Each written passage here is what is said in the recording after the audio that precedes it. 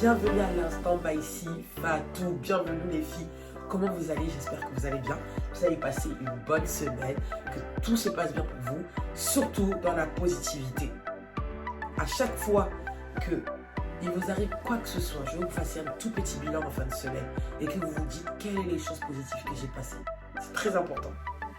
Vous allez voir que ça va changer votre perception de la vie. Donc, pour celles qui ne sont pas abonnées, abonnez-vous, partagez et likez.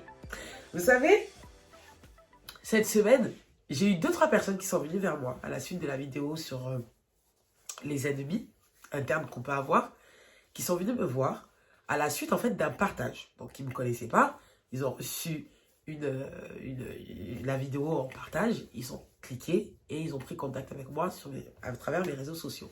Et donc, ces personnes-là, j'ai pu les aider un petit peu à voir les choses autrement et surtout, en tout cas, à se prendre en main. Et c'est là que je me suis dit, mais c'est puissant, en fait, les partages. C'est vraiment puissant. Mais il faut que vous partagez. C'est super important parce que vous qui êtes en train de regarder la vidéo, vous êtes en train de grandir. Vous êtes en train de changer. Vous êtes en train de voir les choses autrement. Et donc, en fait, si vous voulez que les personnes autour de vous que vous aimez grandissent et comprennent votre vision et que progressent avec vous, il faut que vous leur faites partager les choses que vous aussi vous regardez. Il ne faut pas être égoïste de ce côté-là, dire « Oh, je suis en train d'avoir une connaissance, je le garde pour moi. » Non, il faut être dans la contribution, il faut être dans le partage, il faut être dans le don. C'est très important. Et donc, à travers une vidéo, vous pensez que c'est rien ce que vous faites, mais c'est énorme. C'est énorme. Vous êtes en train de changer la vie de quelqu'un. Là, je vous le dis honnêtement, j'ai parlé avec 3-4 personnes cette semaine, mais je le sais qu'à travers ma vidéo, à travers les échanges qu'on a pu avoir, je sais qu'aujourd'hui, ils vont voir les choses autrement, ça va changer leur vie. Et moi, je vous le dis honnêtement, pour mon histoire à moi, on m'a partagé une vidéo. Et une vidéo, ça a changé ma vie. Donc, c'est important, en fait, le partage. C'est important. Donc, partagez, likez et surtout, abonnez-vous. Donc, aujourd'hui, on va parler de discours interne noir. Qu'est-ce que c'est le discours interne noir? C'est-à-dire que c'est le manque de confiance en soi. Et dans le manque de confiance en soi, on peut avoir des pensées noires. Enfin, c'est même pas un peu. On a des pensées noires, on a des pensées négatives, on est dans le pessimisme. Et donc, pour avoir confiance en soi, il faut se débarrasser de ça. Il faut se débarrasser de ça. Et donc, pour se débarrasser de ça, déjà, il faut comprendre d'où ça vient et qu'est-ce que ça représente. Donc, je vais vous expliquer à la version Fatou, qu'est-ce que c'est le discours interne noir? Donc, chez moi, on appelle ça les wiswas, les pensées noires. Les wiswas, on appelle ça. Et c'est des shéatines, des petits diables qui vous insufflent ça et qui vous mettent des mauvaises pensées, des mauvaises choses dans la tête, qui vous fait voir les choses très négativement. Et donc, moi, j'ai compris un petit peu ce que ça voulait dire. En fait, je ne sais pas si vous vous souvenez, quand on était petit, là, quand on regardait les dessins animés, il y avait un dessin animé où il y avait un personnage, qui avait, exemple, le personnage qui est moi, et toujours quand il se posait des questions, qu'il réfléchissait, il y avait un ange et un diable. Vous voyez? Et l'ange, rappelez-vous, il est toujours du côté droit et le diable est toujours du côté gauche. Et donc, il y a nous. Eh bien, c'est pareil. La dernière fois, je vous l'ai dit. Je vous ai dit que tout part de l'intérieur. Ce que tu es à l'intérieur de toi, ce que tu représentes à l'intérieur, tes pensées, tes idées, tout ce que tu as dans la tête, c'est ce qui se reflète à l'extérieur de toi. Et en fait, ce qui ressort à l'extérieur de toi, c'est la voix que tu décides d'écouter. Est-ce que tu écoutes ton petit ange, qui est l'intuition, ou est-ce que tu écoutes ton petit diable, qui est les shéatines, le diable qui t'insuffle des wiswas, donc qui est le discours interne noir. Et bien, en fait, tout dépend de ce que tu suis. Et donc, dites-vous qu'à chaque fois que vous avez cette voix-là qui vient en vous, qui vous dit que t'es bête, t'es conne, ou qui vous fait voir les choses, oh, regarde la vie de merde que j'ai, regarde la vie de misère que j'ai, regarde le mari que j'ai, regarde les enfants que j'ai, regarde ça, regarde toute cette médiocrité que j'ai, oh, regarde ce travail, j'en peux plus de ce travail, j'en ai marre, vous voyez, qui vous fait voir tout en noir. Vous rentrez à la maison, j'en ai marre de cette maison, j'en ai marre de cette famille, j'en ai marre, vous voyez, tout le temps dans le négatif. Oh, je suis nul. Oh, je suis bête. Oh, je suis pas intelligente. Oh, c'est pas pour moi ça. Oh, j'ai une copine qui aime bien dire ça. Oh, bon là, la vie là, c'est comme ça. On va mourir comme ça. Voilà, tous les gens là. Excusez-moi. Eh ben, en fait, ils décident tout simplement d'écouter ces wiswas. Ils écoutent en fait tout simplement ce discours interne noir. Ils préfèrent l'écouter. Voilà. Et le problème, c'est que plus tu suis cette voie noire, plus ton intuition se diminue. Vous savez ce que c'est l'intuition? L'intuition, c'est cette petite, ce sentiment quelque chose que vous pouvez pas, qui n'est pas raisonnable, qui n'est pas vérifiable, mais vous savez que c'est la bonne voie. En fait, moi, mon mentor, mon coach, il me dit que c'est quelque chose qui est lié à la destinée, qui est lié à la spiritualité, qui est lié à... Vous voyez, c'est tout ce qui est lié à ta destinée. Donc, en gros, c'est ton petit ange. C'est celle qui voit des choses, qui te dit, vas-y, tu vas voir, tu vas t'en sortir, ça va aller, c'est la solution. Vous savez, on vous dit toujours, quand tu suis ton intuition, tu ne te trompes pas. Et bien, il y en a, ils disent que j'ai suivi mon intuition, m'a amené de là-bas. Mais ce n'est pas votre intuition. C'est le wiswas qui vous a amené dans ce problème-là. Et donc, plus vous suivez cette voie noire, plus votre intuition se réduit. C'est pas qu'elle n'est pas là, hein, mais elle s'est éteinte en fait. Elle s'est éteinte parce que vous ne l'écoutez pas. Vous, votre être intérieur, préfère suivre ce chéatine, donc cette voie noire qui influence toute sa vie. Et donc, je vais vous expliquer d'où ça vient. Donc déjà, tout d'abord, c'est pas vous, je vous le confirme, c'est pas vous, je vous confirme, c'est bien le chéatine, le petit diable en vous. Donc ce discours interne, il existe. Il faut être conscient, il existe. Prenez-le si vous voulez quand même, petit esprit, ne vous faites pas peur, il n'y a rien. Mais dites-vous que c'est pas vous qui êtes comme ça. C'est ça qui vous insulte des mauvaises choses. Et il y a des raisons. À la base, ça, si ça vient en vous, ça vient à la base de l'enfance. Ça vient de l'éducation de nos parents et des fréquentations qu'on peut avoir. Pas forcément, la fréquentation, c'est pas forcément que lié à l'enfance. Ça peut être aussi à l'adolescence ou lorsque vous étiez adulte. Mais en tout cas, les fréquentations. Mais la base, premièrement, c'est l'éducation.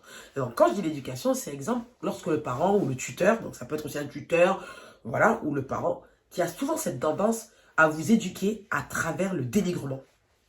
Toujours en train de vous dire, toi, t'es bête, toi, t'es conne, toi, tu vas pas réussir, toi, tu vas pas t'en sortir, toi, tu ne trouveras jamais quelqu'un dans ta vie, toi, tu vas jamais avoir un bon travail, tu finiras femme de ménage. Je ne dénigre pas les femmes de ménage, mais c'est pour vous expliquer que, en gros, on vous dit que vous allez avoir une vie compliquée. En gros, on vous dira toujours des choses, on vous souhaite, en fait, c'est comme si on vous souhaitait, mais en fait, c'est pour vous motiver. Vous savez, les parents comme ça, là, qui me motivent comme ça, là, qui disent, mais toi, là, toi, ta vie est gâtée, toi, ta vie, non, mais toi, tu es moche, toi, t'es bête, toi, ouais, les parents comme ça.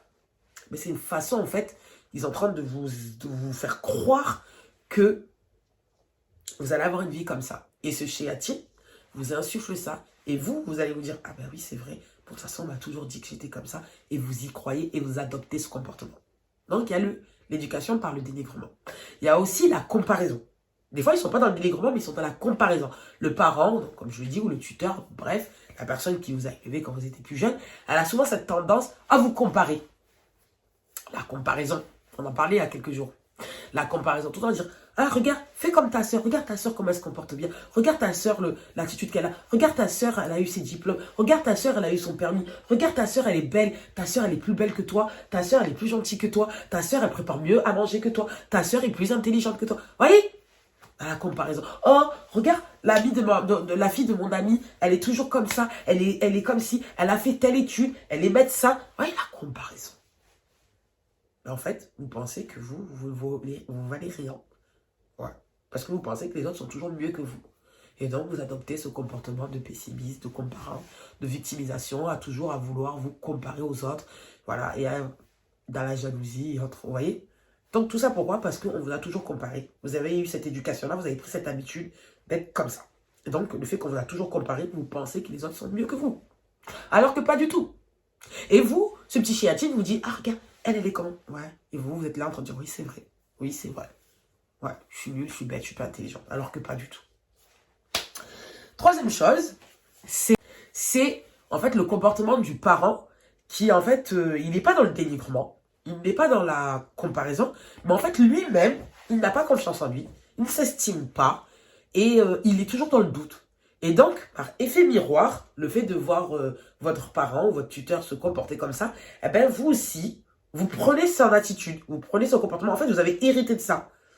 Et donc, en fait, même si vos parents vous ont toujours dit du bien, mais vous y croyez pas parce qu'il a tellement eu ce comportement-là que vous aussi, vous avez imité et vous avez ce comportement-là. Je sais pas comment expliquer ça, mais c'est ça. Donc en fait, pour revenir pour ceux qui sont parents dans la chaîne, l'importance d'être sûr de vous, d'avoir confiance en vous, d'avoir de l'assurance et vraiment, vous êtes le meilleur formateur de votre enfant. Vous êtes le meilleur coach. Si vous voulez que votre enfant aille loin dans la vie, il faut que vous aussi, vous adoptez le comportement de quelqu'un qui est ambitieux.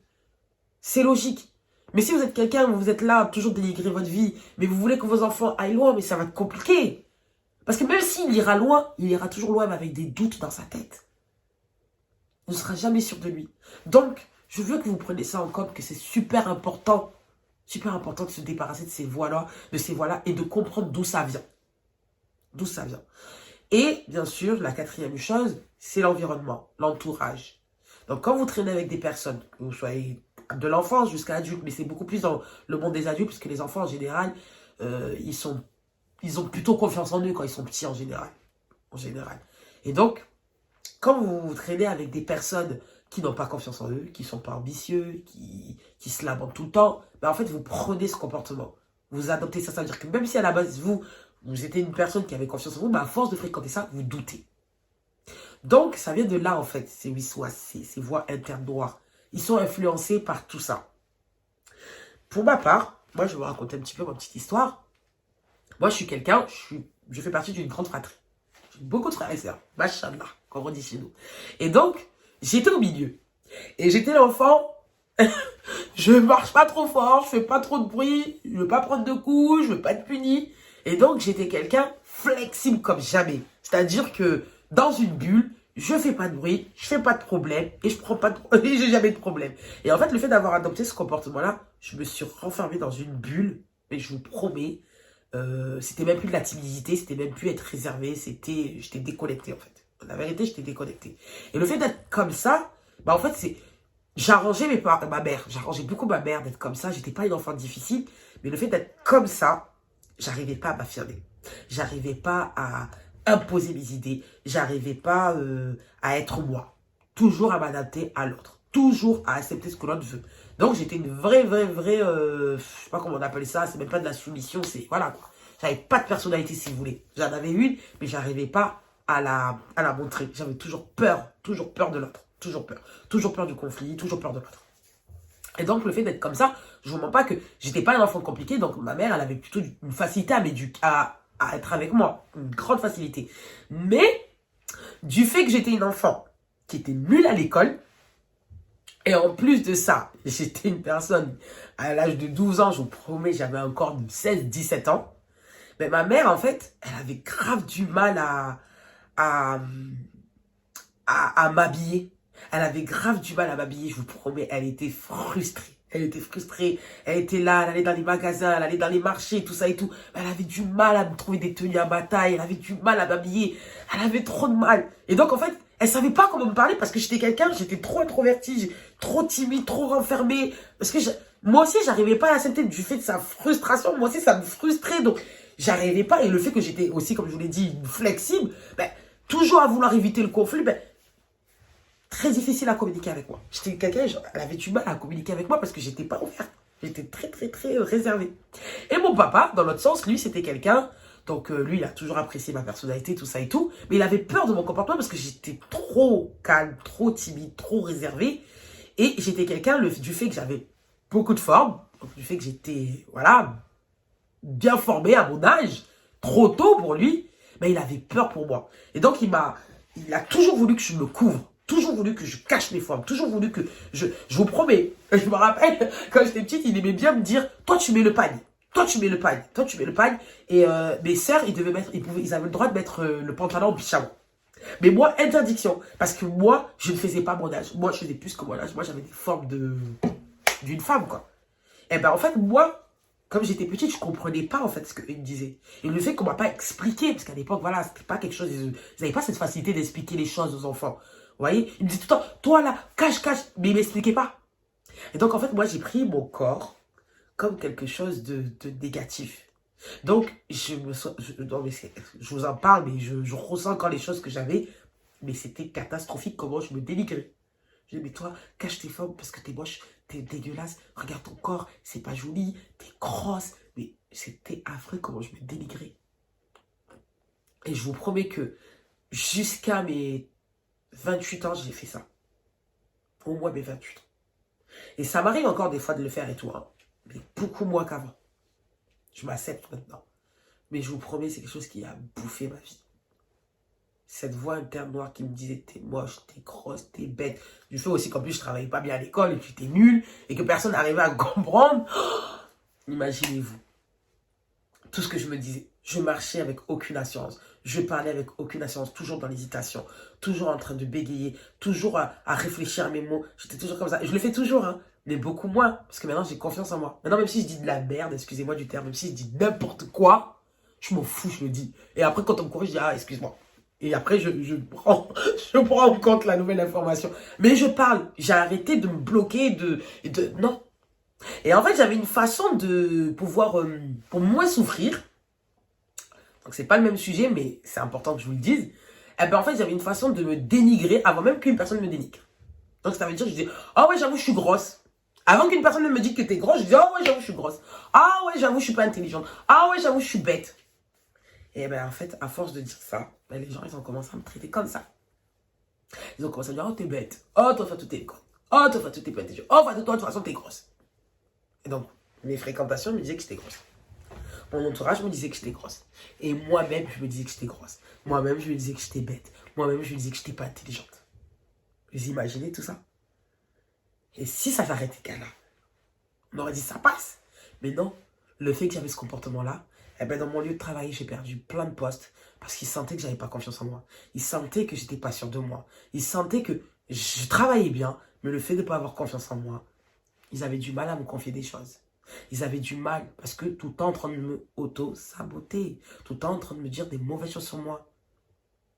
Et pareil dans mon mariage, avec mon ex-mari, c'était pareil. Il me dénigrait tout le temps parce que je me dénigrais déjà avant. Et bien comme je me dénigrais, alors lui, il en a abusé. Donc, mon entourage, mon époux, mon enfant, ma famille, mon lieu de travail, moi-même, personne n'avait confiance en moi. Tout le monde me disait que j'étais bête et que j'étais nulle. Moi, la première. Donc, la solution, les filles, parce qu'il y a des solutions pour ça. Moi, personnellement, j'ai fait un travail de fou sur moi. Mais moi, je vais vous donner peut-être 2-3 petits conseils qui vont beaucoup vous aider. Et pour celles vraiment dont c'est profond, parce que je sais qu'il y en a, c'est profond, la vérité, les filles, n'hésitez pas à aller voir des professionnels. N'ayez pas honte. Vous en foutez, c'est pour votre avenir. Aujourd'hui, il y en a aujourd'hui, grâce à ce travail qu'ils ont fait sur eux-mêmes, ils sont très très loin. Aujourd'hui, moi-même qui parle devant vous, qui vous dit tout ça aujourd'hui, c'est parce que aujourd'hui, j'ai fait un travail et je suis là et j'assume, même si parfois, je n'ai pas forcément le meilleur des vocabulaires, même s'il y a des personnes qui me jugent, qui me critiquent. Je m'en fous parce que moi-même je m'aime, moi-même je m'apprécie et moi-même j'ai confiance en moi. Donc, le premier conseil que je vous donnerai, c'est tout d'abord de défier cette voix. Lorsqu'elle vient en vous, qu'elle vous dit que vous êtes bête, peu importe. Je sais qu'elle dit, il y a beaucoup de gens qui ont d'autres formes de discours internes noirs. Il y en a que c'est dans la méchanceté, dans la jalousie, dans le mépris. Il y en a c'est en eux-mêmes, dans l'autosabotage. Donc, peu importe la chose qu'elle te dit, vous la défiez et vous refusez. Mettez-vous devant un miroir. Mettez-vous devant un miroir et vous la défiez. Et vous prenez l'engagement dès aujourd'hui de refuser la médiocrité, de refuser la pensée noire, la pensée négative. Vous refusez à partir de maintenant. Vous allez devant un miroir et vous acceptez. Regardez-vous, n'ayez pas peur. Regardez-vous. Mais regardez-vous, vous. Pas ce chéatine. Je veux que tu parles à la voix en toi. Comme je te l'ai dit, il y a ce petit ange, il y a ce petit diable et à toi. Toi, tu es là. Sois conscient, soyez conscient que vous êtes là. Vous avez une personnalité, votre être intérieur, il est là.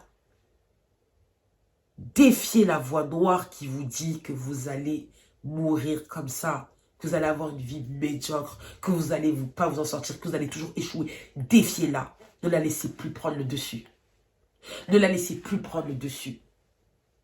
À partir d'aujourd'hui, vous prenez l'engagement que chaque fois qu'elle vient vous parler, vous refusez. Et c'est dès maintenant.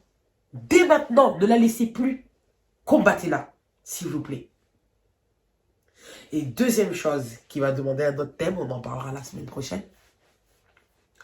Vous allez prendre l'engagement de vous séparer de toutes les personnes qui n'ont pas confiance en eux. Donc je sais que là je rigole, c'est pas facile ce que je vous demande, mais ouais. Vous allez prendre l'engagement de ne plus fréquenter des personnes qui n'ont plus confiance en eux, qui sont pessimistes, qui ont des pensées noires, ils ont des pensées sombres. Alors, vous allez me dire, ouais mais t'es sérieuse Fatou? Tu me dis ça, et si c'est ma mère qui est comme ça, qui est toxique, ou si c'est mon père, ou si c'est ma soeur, je me dis de plus les fréquenter, c'est ça? Je dois les bannir de ma vie? Non. Quand c'est l'entourage proche, vu que vous ne pouvez pas vous séparer d'eux, vous devez alors dans ce cas-là compenser. Il faut que vous compensez, vous voyez? Donc c'est-à-dire que si, exemple, vous avez un entourage très sombre, qui n'ont pas confiance en eux, qui ne s'estiment pas, qui sont toujours dans le dénigrement, toujours dans la comparaison, toujours eux-mêmes, voilà, ils sont toujours dans le doute, vu que vous ne pouvez pas les laisser, ben, en contrepartie, vous allez traîner avec des personnes, vous allez fréquenter des personnes qui sont dans la positive attitude. Vraiment, très ambitieux, qui ont des objectifs grands et qui réalisent en général, qui réussissent en général leurs objectifs. Vous pensez, vous parlez, vous fréquentez que des personnes comme ça. Comme ça, ça compense. Ça compense. Et quand je dis fréquenter, c'est pas facile forcément de trouver quelqu'un comme ça dehors et de dire « Oh, je traîne avec toi parce que tu es positif. » Non, ça commence déjà par là, ce que vous êtes en train de faire. Vous êtes en train d'écouter une personne qui est en train de vous dire « Hey, on va progresser, on va grandir, on va exceller, on va aller loin. » Et oui, on va aller loin. Moi, je vous le dis, on va aller loin. Donc, pareil, fréquentez des personnes qui sont positives. Écoutez des choses positives.